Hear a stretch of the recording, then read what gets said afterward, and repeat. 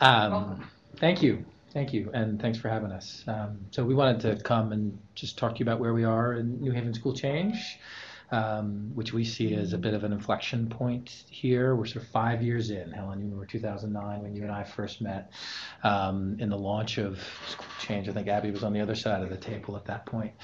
But the here now in 2015, my board, the city is at a point where we think we're at a point to recommit to school change, recommit to the work and the changes that we've started. Huge progress in that, and a real passion to continue the work. And so some of this is a sort of general, where are we? Because we haven't had this conversation, and it's something that we've been focused on, right? Sort of the 5-year assessment and, kind of where do we go from here? I would also say it's to some extent specifically in the context of the city budget deliberations. The mayor has proposed a budget increase for the city, first time in several years. And, we put that in the context of continuing this work, continuing to what we say, deepen and extend school change. So just to give you, and Abby, you can go ahead and send around. We've got plenty of paper for you of all kinds. I think we have this. Oh, did you print out? Yeah, this is just printed versions of what I emailed you. If you already have them. Do you have I share it with everybody. The only thing that you don't have is the budget proposal, which you may have if someone was at the meeting. These are all the same, right? Those are, No. yes. Are they all the same? They're printouts of the documents that were emailed. Right. Yeah, which I Oh, I didn't. This one's that one's not I'm not sure. And feeling that I should have waited. Evan? One for you and one for Evan. They have one more budget. and I actually would love copies too. It's like Oh. not I know them, but and in particular, and probably at least an introduction. I'll talk a lot to this, the School Change 2.0 Keep Rising document, which I do know you got initially. But part of what I like to say is sort of back up and make sure folks understand, right? So we said school change, when we talk about it in New Haven, there's sort of 3 things to focus on. One is vision and values, and so what are we about? We've been extraordinarily vision and values focused from the start of our work, and I'll talk a little bit about that. 2 is goal-oriented, right? And that right from 2009, aggressive improvement goals for the school district, which we're celebrating success in, and frankly raising the bar for ourselves as a school district. And the 3rd is is priority areas. How do we think we're going to achieve those goals? How are we going to reflect that vision and values? So from the start, in terms of vision and values, I would say like the core of the work that we're trying to do in the sort of core vision is one of engagement. It is one of engagement of students in their own learning. It's one of engagement of professionals and educators in the education of kids and in their own professionalism. It's engagement of parents and the wider community, right? We know we can't do this work again alone, and part of what we try to do is really open up the school district to that support.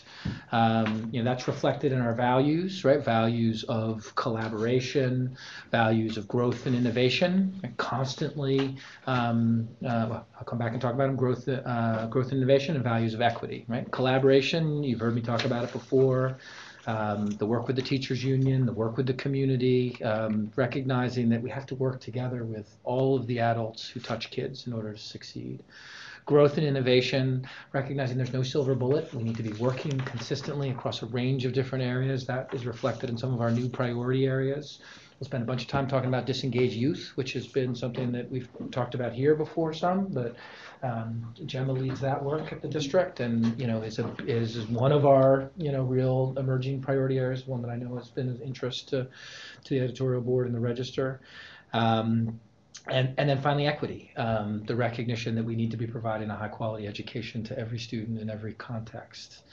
So that's vision and values. Goals. We launched School Change with the goals of eliminate the achievement gap, cut the dropout rate in half, and ensure that every student is ready and able to be successful in college. 5 years later, most importantly, I would say, and or not to say most importantly, but most significantly, in what I would have said are stretch goals at the time in 2009, so we've met that graduation rate, dropout rate goal, right? So the graduation rate has raised 17 percentage points since 2009. It's gone from 56% four-year graduation rate to 75% graduation rate. That literally means hundreds of additional students graduating every year from New Haven public high schools that if we'd stuck with a 56% graduation rate, wouldn't even be making it through high school. On the college front, we've begun to see some upticks. That tends to lag, obviously, but we've begun to see significant upticks in college going, and it's covered in the information that you have. Fall college enrollment last year alone increased 8 percentage points, from 56% to 64%. So of the graduating class, last year, 1 year alone, 8 percentage point more kids going on to college. And college persistence is up 3% each of the last 2 years. So college persistence is then going to college for the second year, which we take as a real measure of college success. School satisfaction, something we pay close attention to, is up across the district. Parents started high, have stayed relatively high, over 85% of parent satisfaction.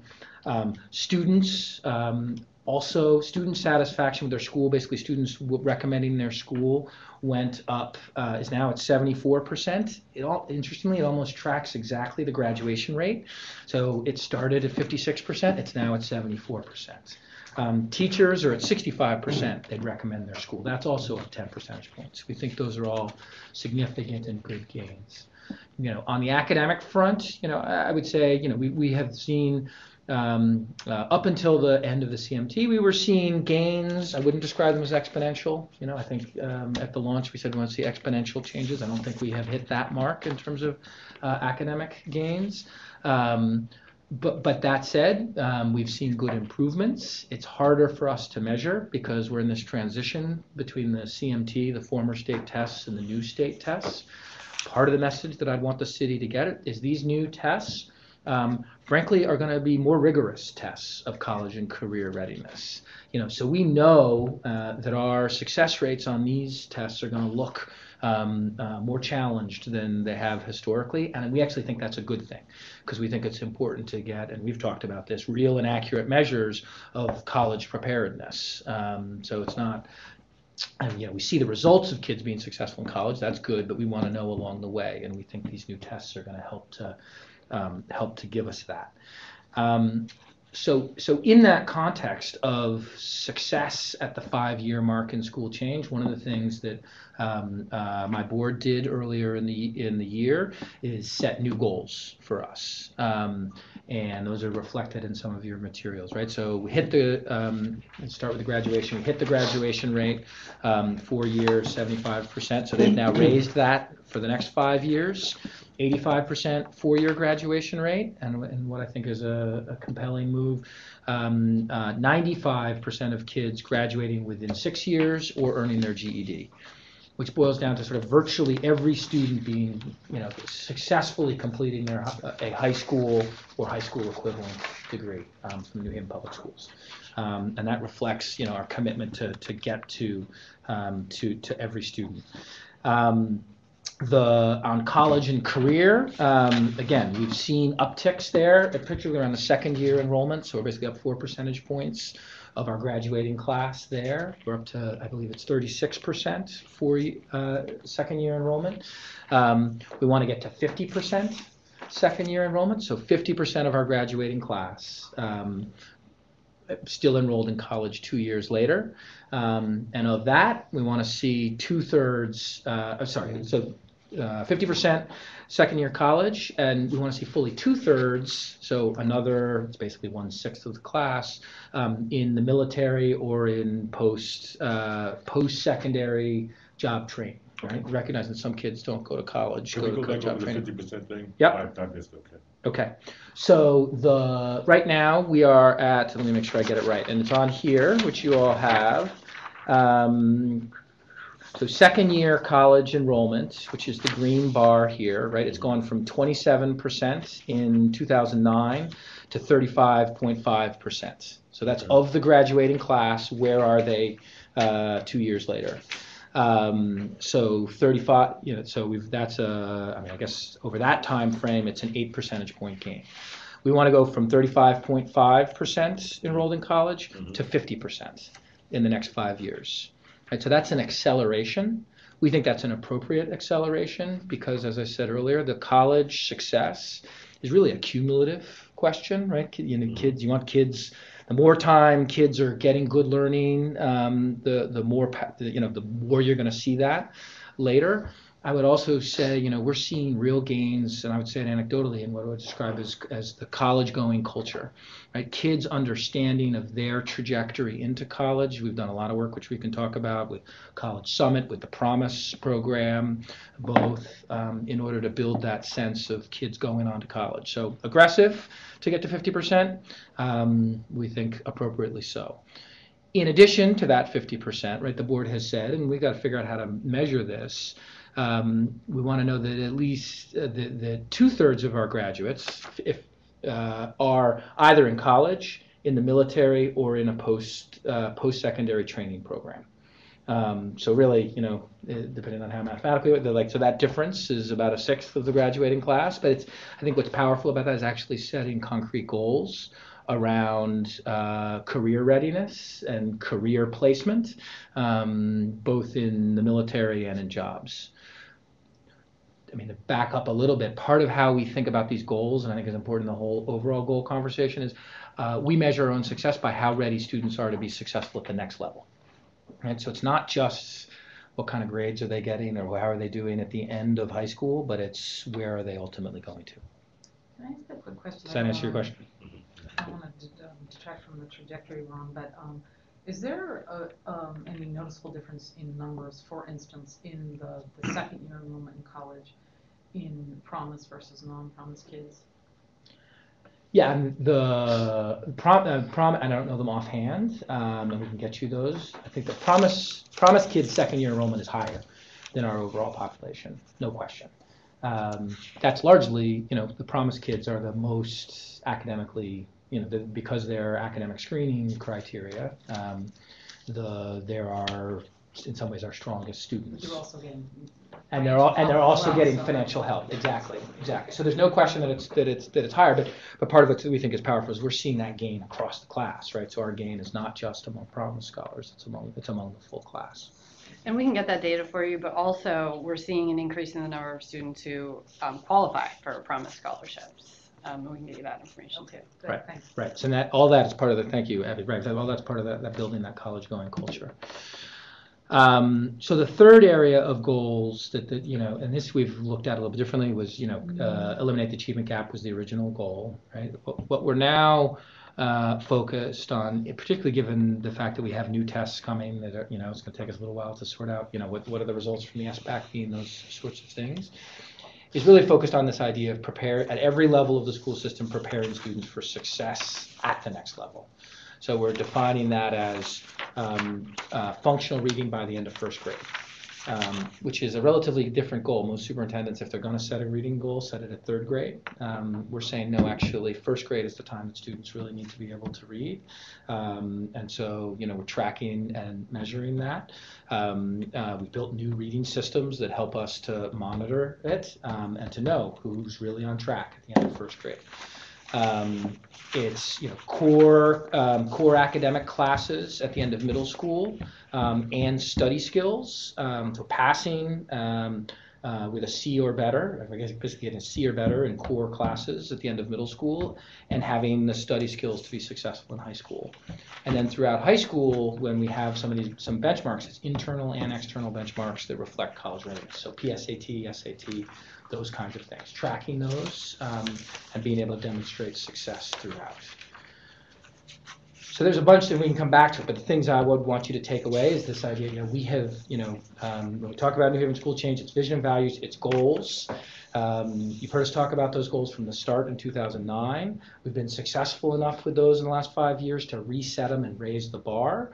And we're doing that in a way that we think is really thoughtful and focuses on preparation to be successful at the next level. So it's not just about what you're doing with kids are doing when they're with us. It's what they're doing when they go on. And then finally, the last area that we talk about are the priority areas or the strategies that we're pursuing in order to be successful. And when we launched School Change, and again, many of you were there at the start, we were talking about portfolio of schools, we were talking about talent, and we were talking about community and parents and promise. Those things still apply. Those are still significant areas of priority that we've seen good gains from, and we expect to continue to see good gains on. We want to continue to deepen and extend the work. We want to continue to grow and innovate in those areas. So portfolio of schools, we've had school turnarounds efforts successful around the district. We've had our tiering program and our real tracking of school level success, which we've continued to innovate and model on. In talent, we've had our nationally recognized school, teacher contract, which was about teacher evaluation. We are again extending that work so that it becomes about both teacher leadership and career trajectory for teachers and leaders, and also thinking hard about, and this is a new area for us, thinking hard about non-professional staff. Right? So our truancy workers, our security guards, others who touch kids every day, and we want to make sure we're building their skills appropriately. But additional areas that we are, I think, as we hit this 5-year mark that we're particularly focused on is the realization we can't just focus on the things that are around the classroom and around the learning experience of students. We also need to make sure we're clearly focused on the academic learning, the knowledge and skills that kids are picking up, and also the social emotional learning, the attitudes and behaviors that help to make kids successful in their lives. So I talked earlier about the early grade reading. That's a program, that's a reflection of that. I know you've been interested in the past. We've continued to deepen our work with Gateway Community College and with Southern Connecticut, some of the area colleges, to be sure that we're actually preparing kids in high school for what they're going to need to do in college. We're designing an end of high school assessment in collaboration with the local colleges in both English and math, so that we can, really set the benchmark. Say, kids, if you can pass this, you can go straight into the courses you need to go into at Gateway or at Southern or at the other area colleges. So, that's about the sort of academic focus. On the social emotional side, we are developing social emotional learning standards for students, recognizing that they need to, part of being successful is your academic knowledge and skills, but part of it is your attitudes and behavior. We're trying to work with teachers around how they work with students, the restorative justice, restorative practices grant that we have in collaboration with the AFT, the local teachers union, again, pushing our partnership, making sure that our teachers can engage our students, have the cultural competence to engage our students. Building therapeutic classrooms is one of the investments we want to make this year, recognizing that we have students who have significant behavior issues who may need additional support while they're in the district. What does a therapeutic classroom look like? Yeah, so it would be a classroom where you have a relatively lower ratio of staff to students, but where there's a lot of very self-conscious, essentially, work with psychologists and social workers in order to help kids. The language comes from, gain therapy for whatever trauma they've had in their lives that's producing the kinds of behaviors that are then disrupting their ability to learn and disrupting their classmates' ability to learn. And I would say, to put a point on it, like one of those areas that really cuts across all of this that I think we've realized we need to be focused on and have done good work in recent years and tend to continue is our work with disengaged youth. We know that's been a big priority in the city. It's been a big priority of the new mayor. A footnote, right? The mayor in our State of the City talked about, it's a city that reads, right? That connects deeply with that academic priority that I talked about, and the first grade reading, the reading remediation programs that we're building.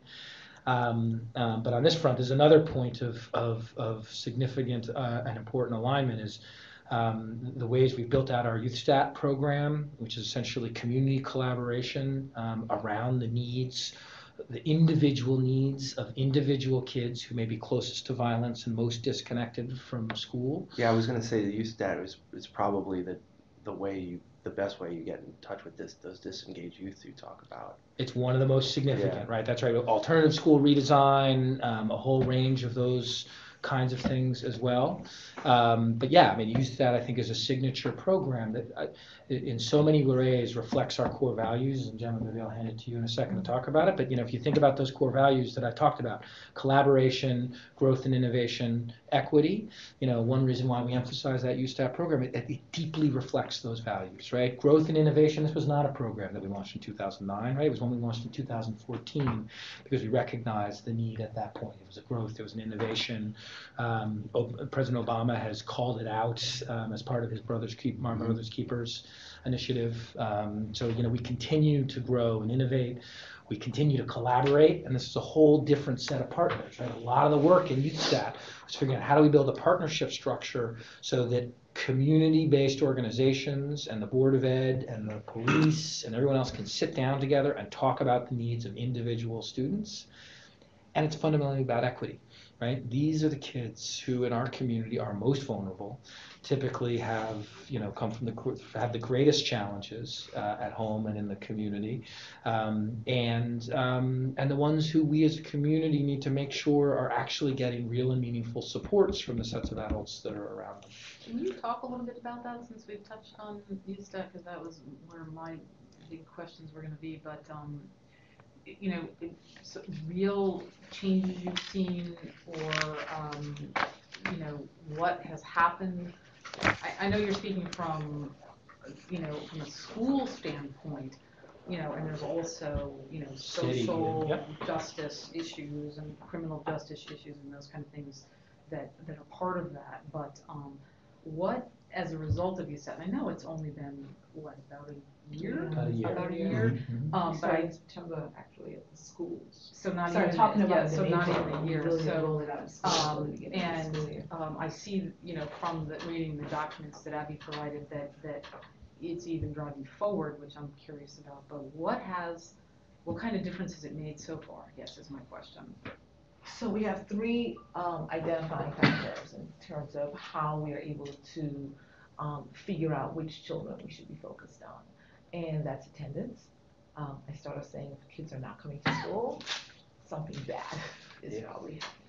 So we look at chronic absenteeism as a key way of identifying if students are in trouble or at risk of being disengaged. Another one is behavior. Suspensions and expulsions begin to tell us the story of the needs of that child. A third is their academics. We're seeing D's and F's academically. And a fourth that we're really trying to figure out how to code, but we know contributes to children's behavior and academics and attendance, is trauma, loss, significant life events that throw kids off track. So using that data, it is giving us an indication of whether or not this process is working. And so at Hill House, which is the school where we started the pilot, we're beginning to track those students who we have begun to work with. And the first thing that we actually see in terms of the dramatic change is behavior. The students have less out-of-school suspensions and even referrals where we're able to measure that, meaning that a classroom teacher might refer the child for not an official suspension. Less out-of-school suspensions, less expulsions among the group of students that we have started. Some of the data that we're seeing is Hill House used an average of these students were passing 4 classes last year before interventions. These students are now passing an average of 5.5 classes using the data that they're providing to us. So we are beginning to see early signs. And I'll be the first to say this is early. We've just started intervening with these students. But I also think, and this is a little harder to measure, that students are beginning to tell us that they are beginning to feel that they have people. You know, they have a community of people who are supporting them, and it matters to them. It matters that they are coming from, very complex backgrounds. They're dealing with all kinds of trials and tribulations in their own lives that are leading to these behaviors. And youth staff is trying to figure out how do we address those needs, not just say come to school, but why aren't you coming to school? What's behind it? And those issues range from mental health support. You know, there are issues that have not been dealt with, to basic needs. I mean, we had a kid today who, they need clothes. He's been wearing the same clothes to school for the last week. That could stop a child from coming to school. So we look at how do we engage the community to support a child who is somehow disconnected from his family due to whatever strife is going on in that family life and is therefore living couch to couch. And that's affecting his ability to study. Or a kid who might have been retained and is now 18 years old with 12 credits. And the 12 credits is an issue, but the fact that he's dealing with all of his friends who are, in that age group, or vast majority of them are graduating, but he's not. Are we addressing, what is needed for that child to feel that he matters, that he belongs, that some of the mental health components? Do you guys think that that the community at large, whether it's the city of New Haven or the state of Connecticut or the nation or the world, or all of us, do we understand enough about the impact that violence in the city makes on some of these children? Do we, for instance, the loss of Jericho this week, that's one example of a terrible tragedy. But do we understand that well enough, what it does to education? So there has been a body of research that has been done around the impact of violence on community loss and trauma. I think that work has been well documented. I think, have we talked about it enough? Have we communicated it enough? To your point, probably not. Or are we doing enough? Yeah, right. And so when we looked at Jericho and we did that emergency youth staff, we talked about Jericho, but we really talked about his social network. Who are the kids who are likely to be at risk because of this victim? And what do we do for those kids? And we identified a group of kids who we know we needed to provide immediate support to.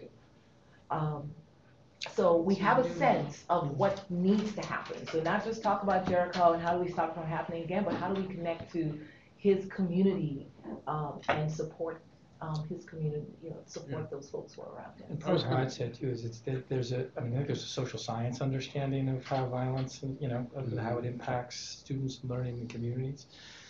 Having, been in the community for these events, right, at a deeply personal, more like I think it's almost impossible to understand, like as humans, right, just the trauma that some of our young people experience, right, is very, we can know it's there, but to actually deeply understand, right, it's almost incomprehensible, and it is incomprehensible for some of those kids, and that's what creates cycles.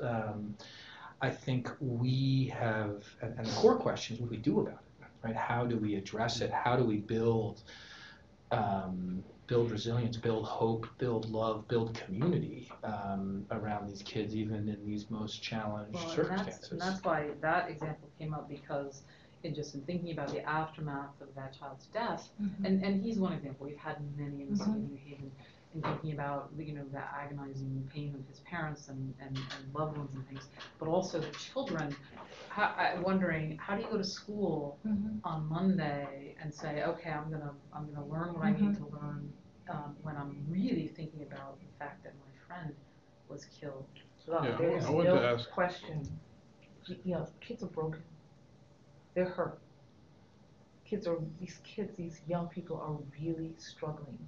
And so as a community, Garth talks about recommitment, we really have to say, how are we ensuring that we are addressing a community of kids, hundreds of kids who are grieving. We are in New Haven at this moment a grieving community.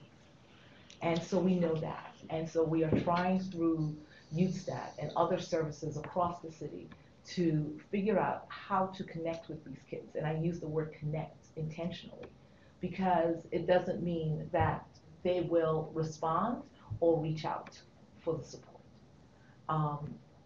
But we have to try and we have to be aware. And we have to recognize that some of it is not going to show up Saturday at the memorial services or Monday, but it will show up 6 months from now. When we see the children that we now see in USTAT at our various schools who are still grieving the loss of some of the kids who you've described who have died 2 years ago and 3 years ago and have not addressed. So it's worth underscoring, right? I mean, maybe even to give you a snapshot of our reaction to that shooting. We mobilized immediately to have significant grief counseling available to the Wilbur Cross students on on the Monday and the Tuesday and ongoing, which is sort of one whole strand of response, and that was most true at Cross, where Jericho went to school. Has that been reported yet? He went to Wilbur Cross. I think we all know that. But also at other schools too, right? Because this is a kind of close community. So we asked all of our principals to be attentive to those students who may have need that kind of support. We've focused on the security end of the question as well, in close collaboration with the police and USTAT and all these other things.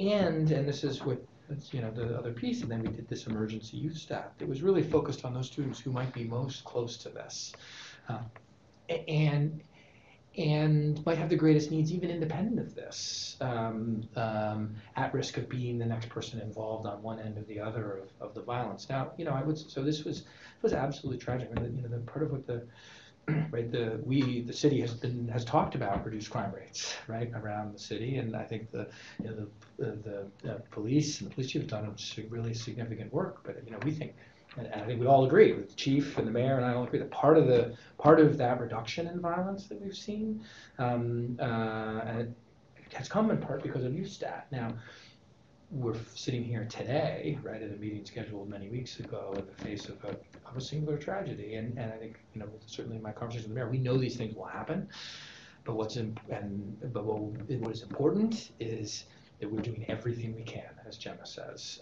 to be able to provide our students a safe place. And Gemma and I were talking last night, some of the students who knew Jericho at the memorial, right, and you can sense their rage, right? That they don't have a safe place, and I think that's something that we need to be conscious that kids grow with that. Part of what I walked away from that thinking is I want to make sure those students also see the other half of the equation too, right? See the promised graduates, right? Who we are starting to recruit to come back and be teachers who come from those same communities. See all of the positive examples, and because that's part of, I said, kids need hope, they need a sense of trajectory, because the trauma feeds on itself. I wanted to ask about how broadly you define trauma, because clearly the Wilbur Cross community is affected by a shooting like this. But let's say a relative of a child has been shot. That child clearly is undergoing trauma, but they have a whole network. It almost seems like you could include almost every child in the city as being affected by things like this. To be clear, how we think about it. So USTAT is focused on those kids who, through their actions and behaviors, the kinds of things that Jem is talking about, are indicating a disengagement from school and a potential to engage, to perpetuate a cycle of violence on one side or the other. We have trauma-informed instruction going on throughout the district, right? So we have a big partnership with Clifford Beers, again, an outgrowth of this priority area, to train teachers to recognize trauma. How do we define trauma? Trauma is not just, it includes, violence committed to people who are known. It includes the instability and poverty. It includes food insecurity. It includes, it can include all kinds of traumatic unstable events that are, oftentimes correlated with poverty in all kinds of different ways. And what we know is that trauma impacts a student's ability to learn academically and impacts their development as young people. So we actually take a very broad definition to it. I mean, it includes the traumatic incidents, but it can include life conditions that are, again, we were talking yesterday about a student who does his homework on the front porch because there's not enough, it's too loud and too noisy at home in order to really get it done, right? At some level, that's a related phenomenon. Look, in the school district, we live, one thing we could say, oh, well, right? These are situations that are outside of our control and there's nothing, and we just got to do the best we can. When we talk about social emotional learning, when we talk about disengaged youth, our commitment is to do everything that we can to try and address those kinds of issues, which doesn't mean that we can get that young man a new home necessarily. We can try and connect the family with social services. We can also try and equip that young man with sets of skills to be able to address the situation for himself. It's across the board. There's no one answer, but it's something that we've got to be sensitive to in the education that happens. Have kids been receptive to I mean, I know clearly they're receptive in terms of, coming to school more, feeling that they have people, as you said. Has there been any pushback, like, oh no, I don't want to be identified for youth stuff? Listen, we were not expecting the response that we got from kids. I mean, we thought that the adults would be happy that they were getting support and resources. But we were at a school the other day where a kid who was really struggling, and she came to her counselor and said, I need a meeting. I want to get into the meeting.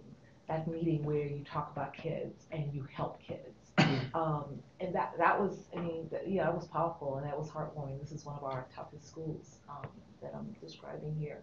And students, this is one among other students who are grateful for the services. For kids, it's important to know that folks care about them. And this gives them a sense of hope because the resources that they're getting is real. It's differentiated for their needs, their mental health needs, their mentoring support, the basic needs, someone to talk to. It gives them the things that most people receive from within their homes. We are providing that.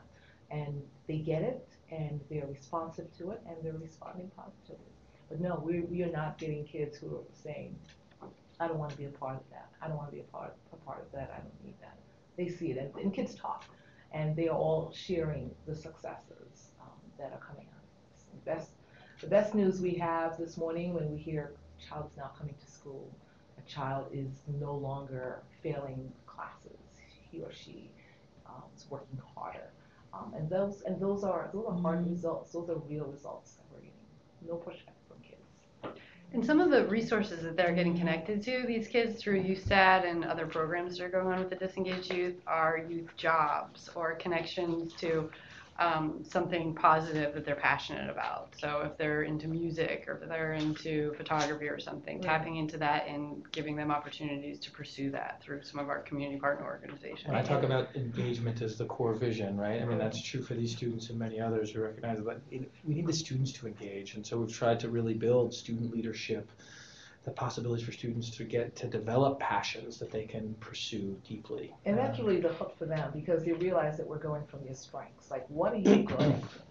What do you want to do? What are you interested? What is your plan? That's where we start. The process starts from their strengths, what they're capable of doing, what they're interested in. And so that would be a job or involved in an after-school program or something within the community that sparks their interest and their passion. Do you guys work in conjunction with the Housing Authority very much? Yeah. They're close partners. They're close partners. So they're both active participants in YouthStat and Report card challenge. And exactly. And then they have their whole what they call their Hannah Believes, which is their emphasis on education broadly in their population, which includes the report card challenge includes they've been one of our leading partners around data, sharing information about students so that they can help, they can pick up when the school day leaves off, they know. And I couldn't quote them from memory, but I mean, they are a significant chunk of our most exposed, most vulnerable children, and it is great to have partners like that. Part of our commitment to schools should be open to that, right? There's a time when we all worked on our own little silos, and the reality is these families and kids need us to be working together more closely. You mentioned that 8% of the students, there's an 8% increase in college enrollment.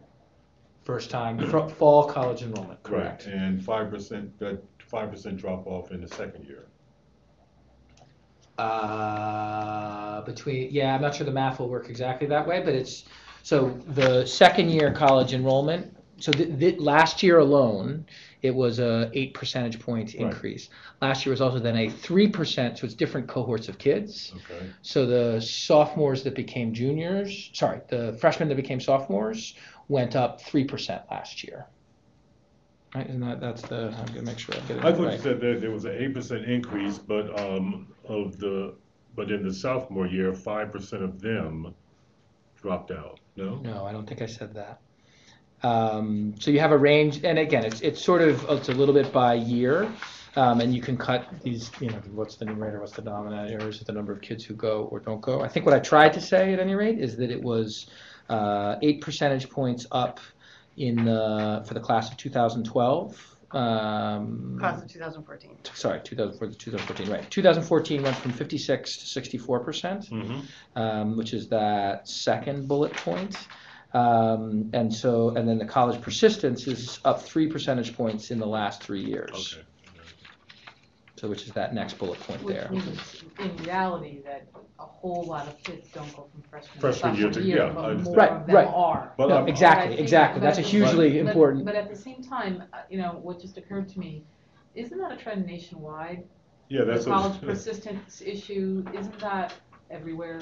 That's not just New Haven. The college persistence is a problem, or that it's improving? That's a problem. Oh, absolutely. So I would say all of these. I mean, what we just talked about in terms of disengaged youth, the question of, and I think we talked about it last time I was here, around how ready are kids actually to be successful in college, right? It is a. I'd say that was going to be my point of that 8% increase. How many of them are in college-ready courses, or what's the percentage that are redoing high school? Yep. So because then it really isn't 8% to me. It's not real. Correct. Right. So which is why I wouldn't the way I'd say it, I wouldn't describe that as an aircraft carrier moment, right? So it is good that more kids are going on to college. Mm-hmm. That's a starting point. Right. But you can't say that's success, right? The question is how many of those kids actually then make it to second year. Right? Well, actually, I'm wondering of the 8%, how many are college ready? I mean, just because they're enrolling, right. I mean, if it's up 8%, but 8% of them are redoing high school work, then they're really not enrolling in college. So I can't tell you how many of them are college ready. What I can tell you is, not for that class, but the previous classes, those that make it on to the second year is also increasing. Right? Okay. And that's why we take that statistic, because typically if they're not ready for college, they don't make it past the first year. Right. So that's because they realize, they're burning remedial credits, they're not, it's not a successful path for them, and they bail out after the first year. So the evidence is pretty strong. If kids make it the second year, that's saying to them that they will be successful, which says to me they probably were more ready at the start. So you're right. I can't say from the 8%, that's not victory, right?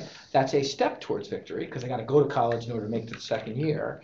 And what I do know is that each of those years, the second year college enrollment is also going up. Not by it hasn't gone up quite as much, but yeah, we'll be watching closely to see how many of that, does the second year college enrollment also go up for that class. But at the same time, didn't Gateway and other institutions in Connecticut cut down on the amount of remedial availability that they'll have, so that there will be fewer and fewer of the kind of students you're talking about right. are in college at all, and Who still don't- doing high school. Right, they're work. still doing That's, high school work yeah, because so- they didn't learn it in high school. Yeah, and I think that's being addressed.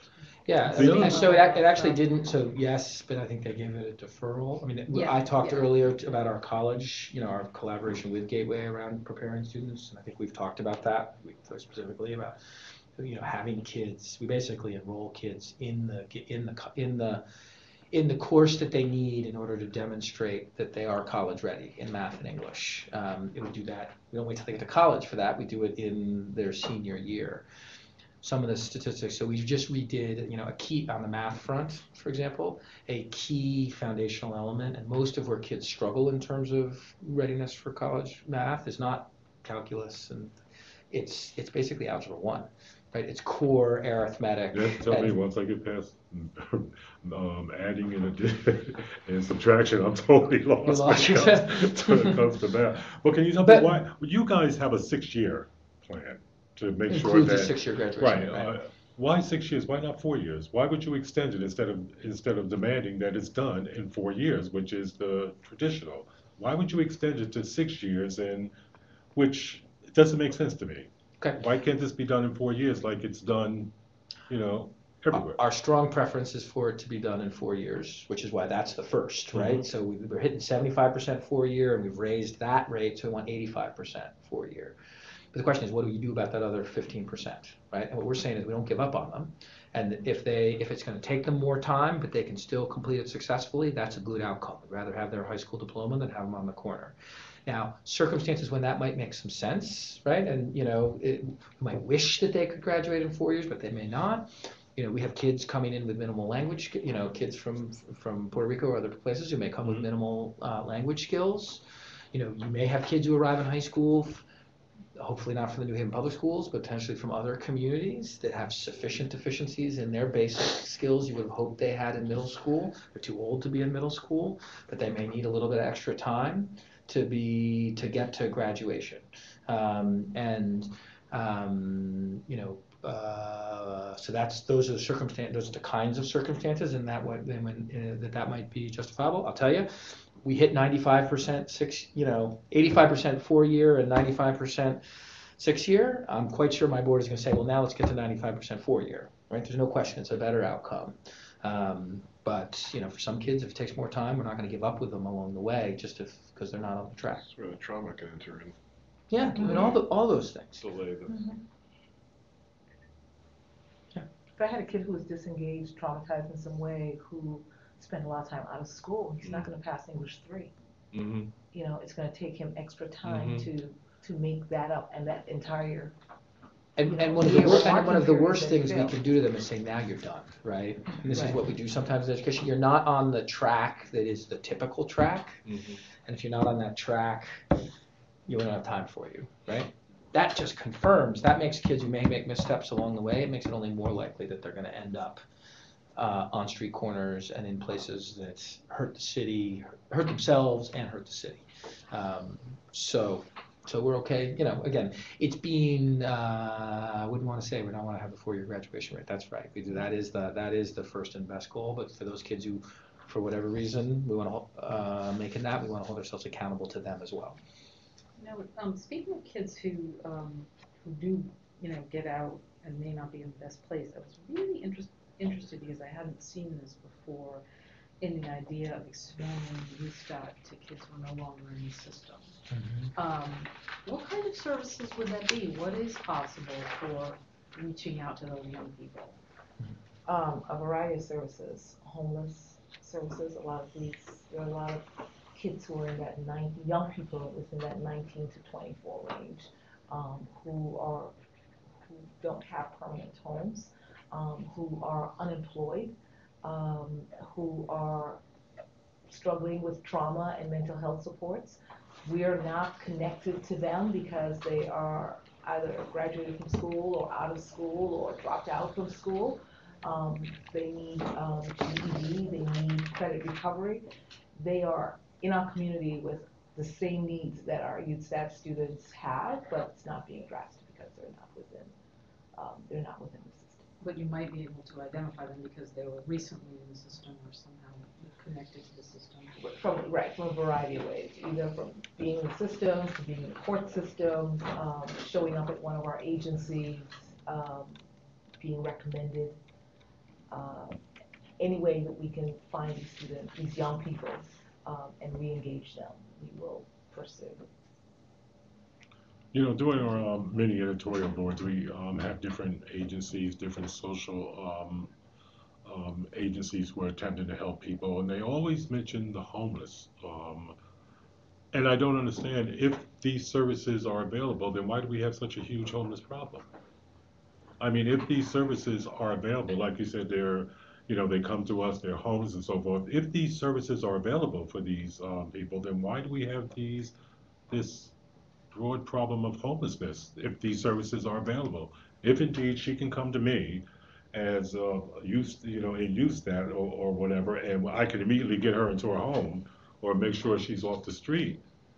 I'm not following this, because homelessness is a huge problem, and we hear this constantly, and I'm just not sure why we continue to hear it if all these services are so readily available.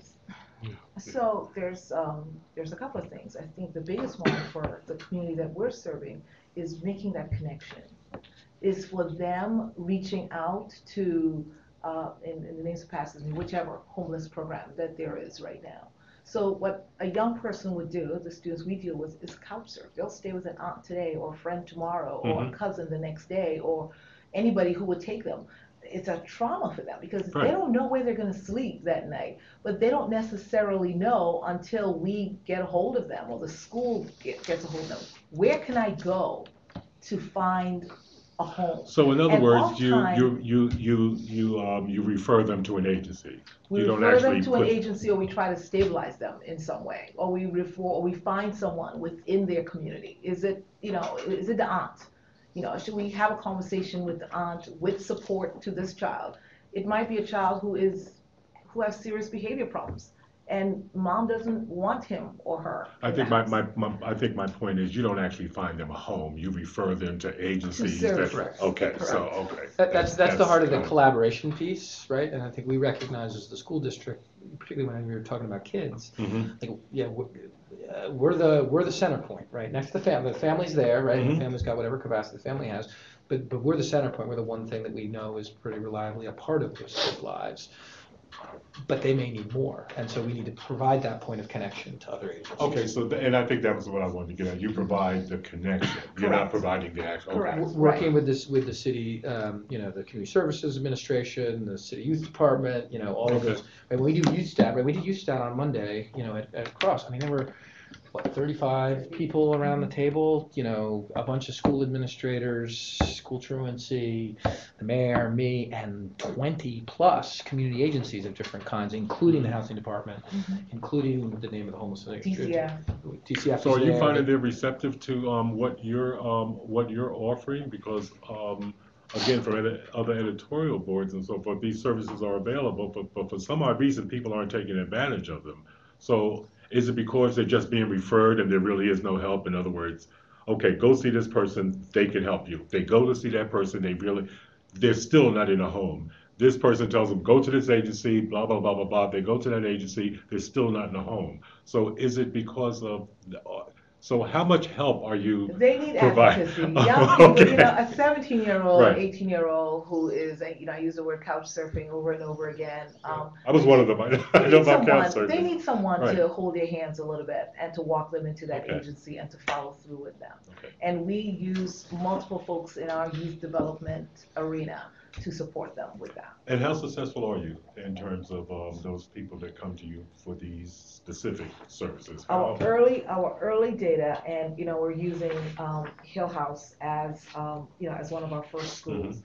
So the youth stat averages, they tell 63% of the students have improved their grades from passing 4 classes last year to passing 5 classes. 50% of the students have improved their attendance from last year. They received 8 suspensions this year compared to 54 last year, this group of students. No expulsions. Group. I thought you meant one person. No, this group, and they looked at the All group right. of students and compared them to last year, and no expulsions. for this year. So, And so, similar results. so Second, those, yeah, so those, 25 suspensions for this group this school year compared to, compared to a number last year. So the initial data, and it's early. We Yeah, I started know you've September, only been, and yeah. it's now April. Still, those are good numbers. Yeah, the initial indicators point in a positive direction. We feel good about it. If when you guys do UStat, and I know the one this week was an emergency meeting for a very specific thing, but let's just say a normal UStat meeting, and here we all are, with different agencies. Do you actually address students like one by one? Okay, let's talk about student A, and here are the issues, and we need this, and Right. can you provide that? And That's that kind exactly of thing. right. That's So you're exactly actually, right. So we as have a group, So we have a talking- list of about 5 or 6 kids that we can address. At one time. Yeah, a new group of 5, 6 grades, a really tight agenda. We have a set of data about those students who've been to CompStat. So their data is projected onto the wall so we can all see what the performance have been, marking period. We have collected what their strengths are, who are the people around them, what are their behavior issues, and we are looking at all of those and asking a lot of questions. It's an inquiry process as well as a solution-oriented process. We're trying to figure out, who are his friends? What is he doing? What experiences have he had? What is he interested in? What is his reading? What is his reading level? What is his graduation plan? So Who are the people that are close to him in Yeah. the school, the people who are close to him outside of the school? So then people, pitch ideas for what to help this child. right, might need, we what solutions brainstorm might need, on what is needed, and then we walk out of there with who is going to do what, who is going to follow. And Is he a housing department? Does he live in a housing department? Is he one of yours, right? Is he in the street outreach worker program? What do we know about him? The discussion, gambling appears to be an issue, right? Like, who can tell us about youth gambling, right? What do we know about it? Are there ways to address it? Yada, yada, like, new issue. That's a very, sort of popcorn kind of, everybody trying to solve the problem in the context of an individual kid. So I'm assuming that when most of these kids come to you, these are kids who don't trust adults. often, I would think that they're most not of these always, kids. they trust certain adults. Right. So, when these kids come to you, do they have faith, or are they at the end of their rope and have no other alternative but hope that you will? I'm trying to find out, do they believe you, or do they believe you just There's a some reason why we call them disengaged youth, right, and Mhm. disconnected youth, because they are disengaged and disconnected from the community of folks who would normally support kids. No, they're like, let's see what you're gonna do. Right. They don't come to us saying, hey, I love you, you're the greatest thing on earth. No, we have to build trust, and we have to prove that what we say we're going to do, we do.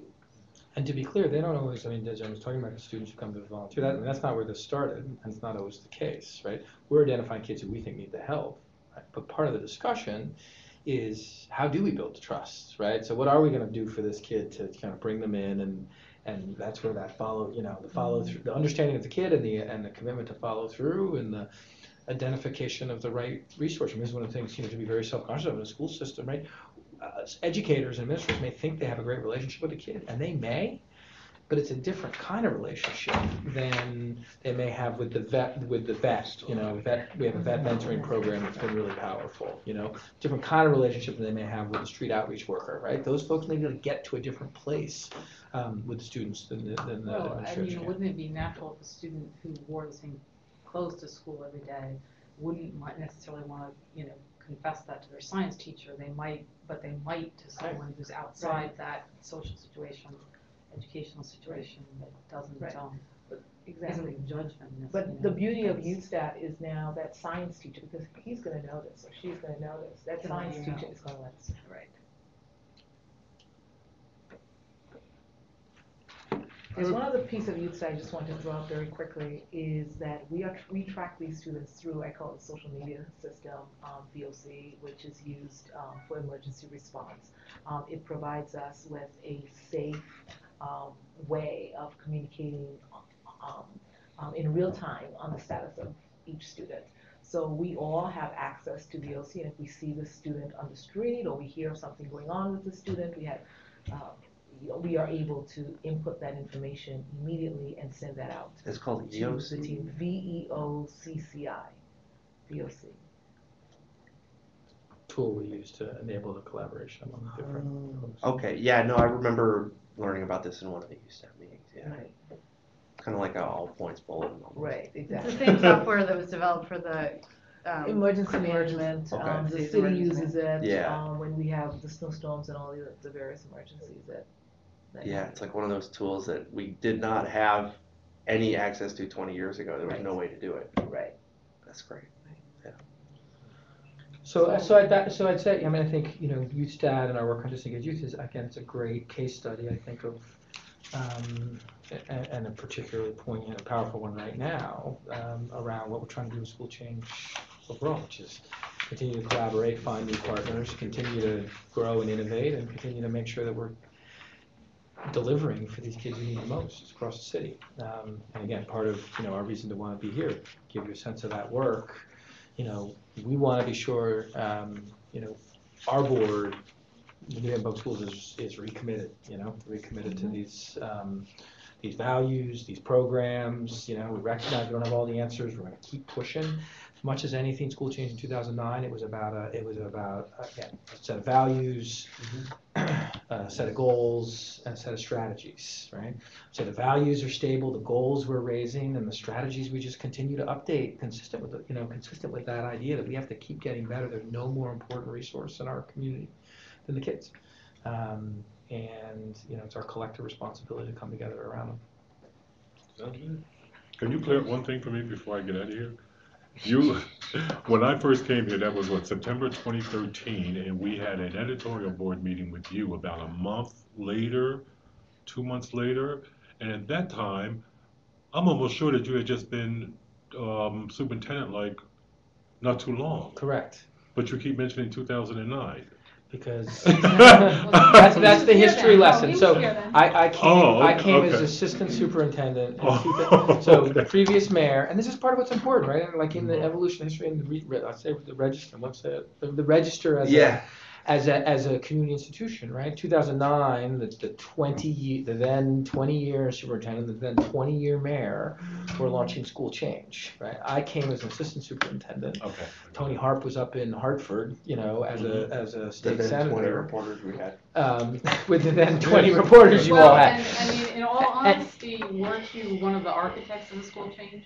I was, right, and so supporting that, but part of what I'm conscious of is there's the need, what we're saying is this city needs to stay committed to that, right? And now we've got a new seat in the mayor's office, we've got a new seat here, we got a new seat over at Yale, they're still supporting Promise, right? And I think there's great institutional and community commitment to this school change that we want to make sure folks are conscious of. Speaking of Yale, this is for a project that I'm working on with another reporter about Yale's economic impact on the region, which you didn't know about that one? This has been going on forever. This is going on. Not going to say what. Actually, it hasn't been, but I was talking to Peter Corn. I'm doing a story about sort of the sort of less measurable economically impacts, and I was talking to Peter Cornwith at Davis Hall. No, not Davis Hall. Anyway, you know what I'm talking about. Is the input of students that come from Yale that come into the classroom, how big a deal is that? So it's valuable. I mean, I would guess what I would say is Yale's contributions to our kids in our schools has a lot of different layers to it, right? And it runs from those kids who come out and volunteer once a week in a classroom, and that is useful and transactional, and has deep impact on a small number of kids. Runs to a series of after-school and enrichment programs that Yale runs, particularly around the sciences, which are fairly powerful, particularly for our kids who, are eager for acceleration. Any idea how many kids are involved? We could find out for you. I don't know offhand. Right. And then you've got the Promise classes. A couple hundred, but we can find out for you. Okay. Thank you. And Promise. And all the way through to Promise, right? And so, and as I think it's important to understand Promise as a kind of mobilizing feature of the school change effort that we're talking about, right? And I would say to Peter Salovey, right? He should take some credit for the 17 percentage point gain graduation rate. I think, there's a big effort right now to try and make sure that Promise Scholars, we're just going to have our first graduating classes, that they come back to New Haven to work, to help build our, we were trying to recruit them as teachers into the school system, which we think would be great. Mhm. But more broadly, so that's again, I would point to, that's a sort of the highest level of impact from Yale. Sure. Okay. Thanks. Anything else on that? No? So I guess as Evan writes his story, we'll probably be reaching out if there's any questions and clarifying anything. Yeah, and I've taken a list of some of the Okay. questions you guys are asking,